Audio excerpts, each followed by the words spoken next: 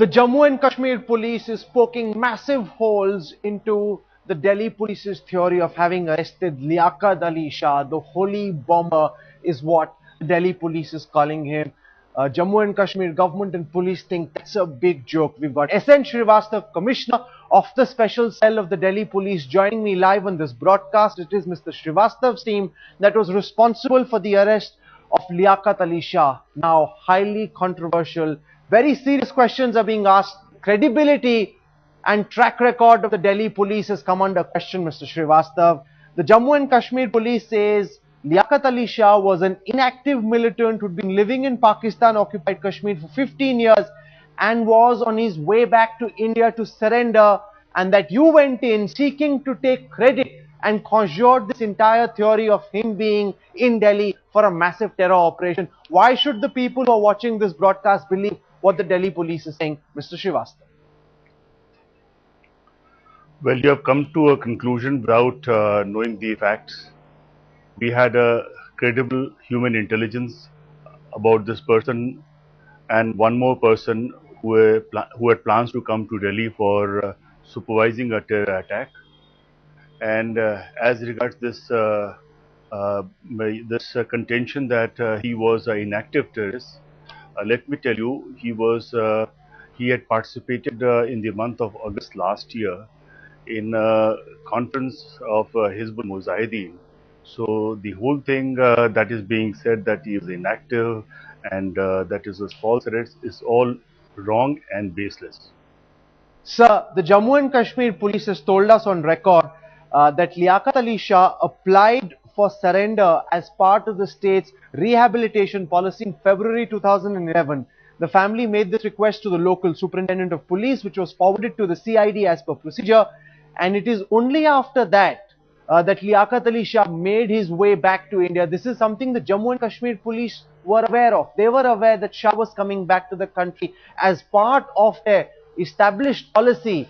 So if he actually had his family approach the superintendent of police in Jammu and Kashmir, does that not show that here's a person who's coming back because he wants to avail of this policy of the Jammu and Kashmir police, sir?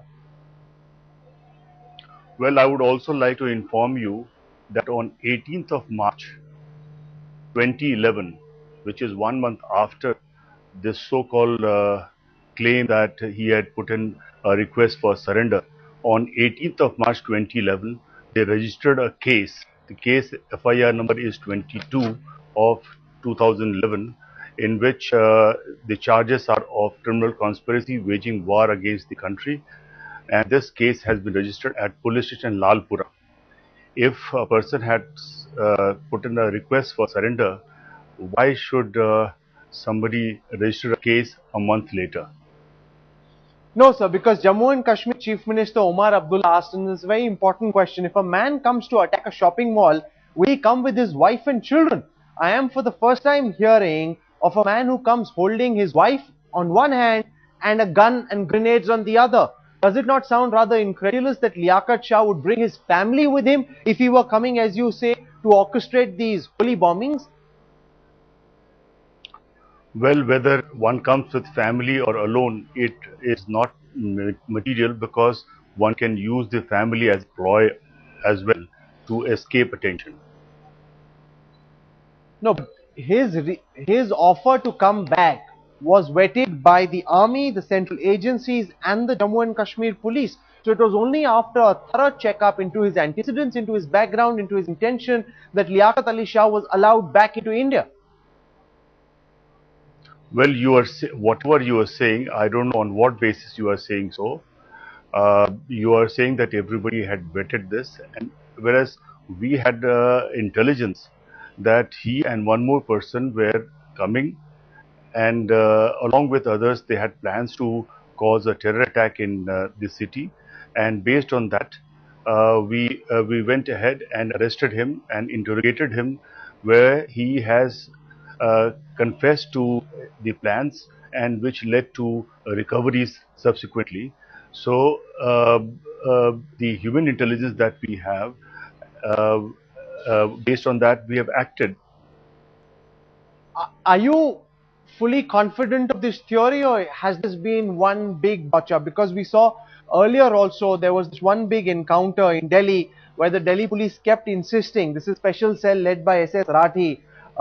In 1997, the encounter at Connaught Place, two businessmen were gunned down at point blank range, and they kept insisting that these were terrorists. Later, it was found out they were ordinary businessmen. Has it been a massive botch up of that nature? Are you confident that when the NIA probes, the Jammu and Kashmir police will be proven wrong and the Delhi police will be proven right? Yes, I am confident. Otherwise, I would I would not have gone ahead. My team wouldn't have gone ahead. And the incident that you are talking of 1997, that pertains to another unit of Delhi Police. I'm aware Well, of it that. doesn't Because, matter. okay, then why don't you tell us, Mr. Srivastava, what really happened? Because we've heard from the Jammu and Kashmir police at great length. You're saying that what they're telling us is not the truth. Why don't you tell our viewers who've seen this curious case of Liyaquat Shah and are now concerned? Well, people would like to believe what you're saying. They're also hearing what the Jammu and Kashmir police is saying and are wondering who's speaking the truth here. Well, as I told you that we had a human intelligence, and that Liyaquat Shah and one more person would be entering Delhi through the Nepal route, and we took help of the Central Frontier Police Agency, and after ascertaining the identity and after being confident that he was the same person, we questioned him at Gorakhpur. Thereafter, we we arrested him on 20th evening. We brought him over to Delhi. He confessed to his designs, and thereafter, based on his interrogation, we identified the guest house. And let me tell you that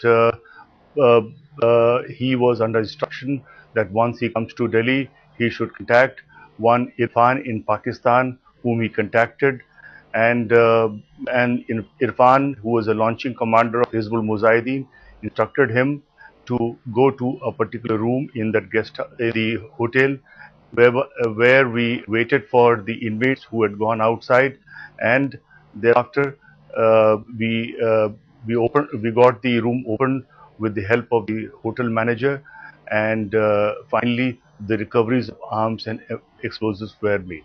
But one of the questions that's being asked about this particular arrest is that even if we assume what you're saying is true and that the Hizbul Mujahideen sent back Liyaquat to orchestrate these big bombings, why would they choose someone who's never been operationally active in Delhi before this?